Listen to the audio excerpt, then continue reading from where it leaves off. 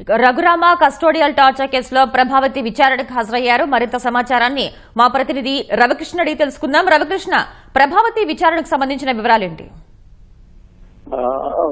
Raghurama Krishnaraju custodial torture కేసులో 5వ ముద్దాయిగా ఉన్న 5వ నిందితురాలుగా ఉన్న డాక్టర్ ప్రభావతిని ఈ రోజు ప్రకాశం జిల్లా పోలీసులు విచారించనున్నారు.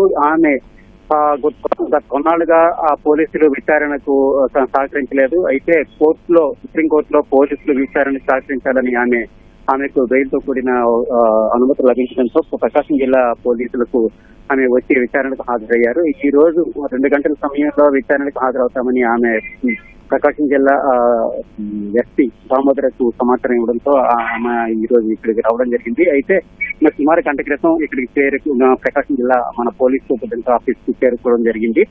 ఇక్కడ రిసెప్షన్ లోనే ఆమె అక్కడ ఎస్పీ పిలుపు కోసం వెయిట్ చేస్తున్నారు. రఘురామ కృష్ణరాజుకి దాడి చేసి గాయాలైన సంఘటనలో పోలీసులు హాస్పిటల్కి తీసుకెళ్లి నివేదిక కోరిన సందర్భంలో ఆమె తప్పుడు నివేదిక ఇచ్చారన్నది అభియోగం ఉంది.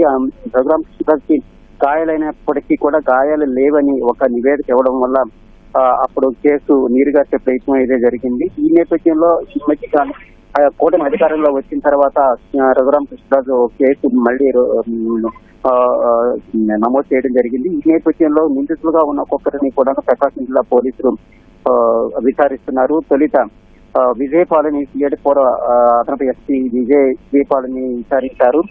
అనంతరం రఘురామ కృష్ణరాజుపై కూర్చొని దాడి చేశారు, గాయాల పాలు చేశారు అనే విషయంపై అభియోగంపై తెలుగుదేశం నాయకుడు అని చెప్పుకుంటున్న తులసి బాబును కూడా 2 సార్లు విచారణ అయితే చేపట్టారు.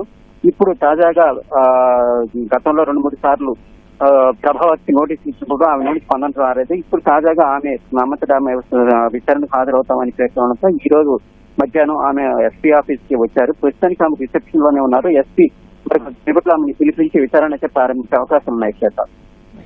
ధన్యవాదాలు రవికృష్ణ.